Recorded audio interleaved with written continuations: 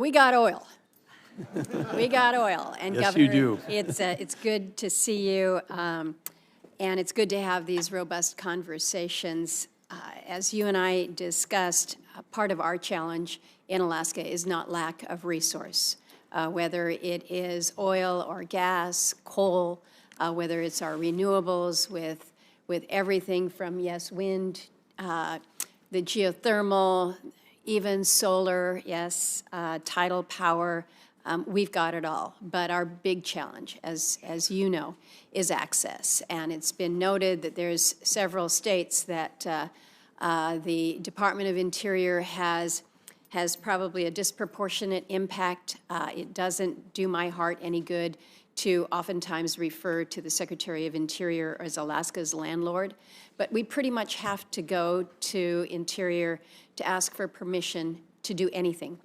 And this is regardless of what our statehood compact says, regardless of what ANILCA, ANCSA, the lands that are the laws that have direct impact to us. So it's good to be able to have a conversation with you as the nominee for the Department of Interior, and knowing that you have the scope of knowledge and experience that you bring to these issues. I love the fact that you're talking about America's balance sheet, including assets that we have, such as lands and minerals.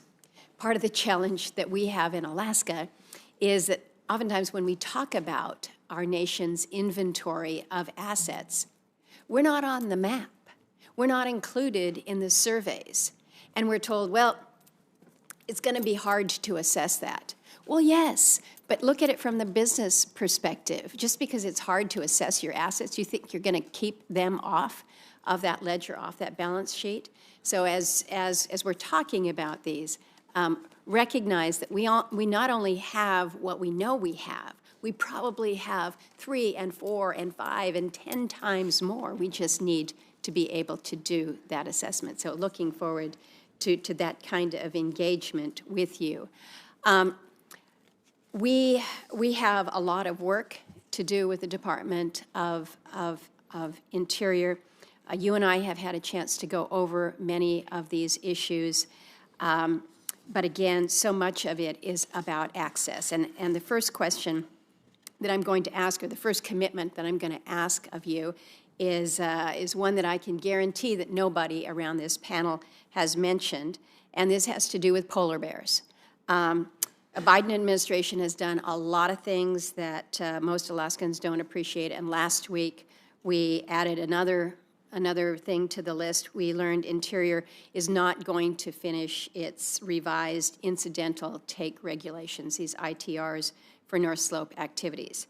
And it's going to leave this very routine renewal of current letters of authorization as unfinished business. Well, when you leave those authorizations as unfinished business, it means that the business of what is going on in the North Slope is put on pause, put on hold. So I need your commitment that you'll work with Alaskans, particularly the Inupiat people up there, the North Slope Borough up there, on basically all things polar bear.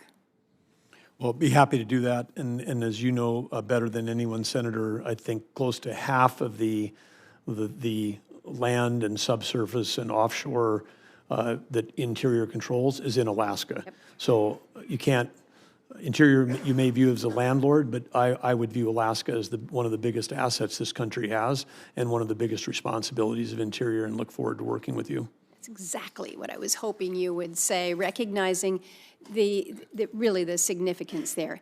And I don't want the Department of Interior to be a landlord. I want you to be a partner. I want you to be a partner with us as we determine how we achieve the balance that we talk about in this committee, because we are just as proud of our outdoor activities. You have had an opportunity firsthand. I love your story about the time that you spent in Alaska. We, of course, welcome you back anytime, all the time.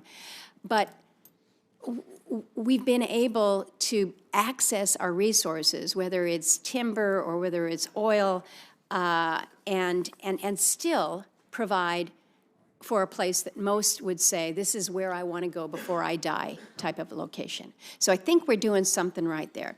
I need to alert you as well as my colleagues. When we talk about abundance, we have it in Alaska. But when you can't access it, we're now in a situation in my state, where in the south central portion, where we're pretty much 75, 80% of the people actually are living in this region, where the energy, the natural gas that we have been relying on out of Cook Inlet is dwindling in its supply.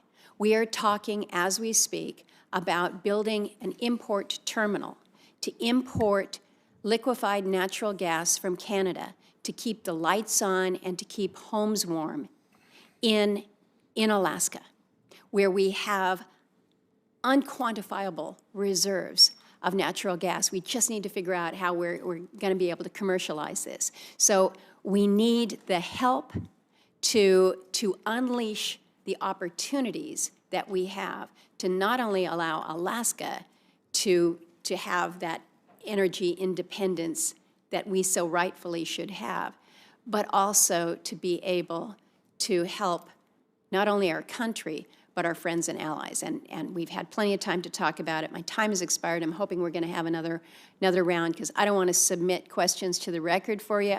I want the opportunity to just be able to put it out on the record now. So good to be able to welcome you here. You didn't have to answer any of that, but I just need you to come back to Alaska soon. Okay. Senator Hickenlooper, I'm going to yield to the senior senator from California, because he's got a thing on the floor he's got to do. Senator Padilla.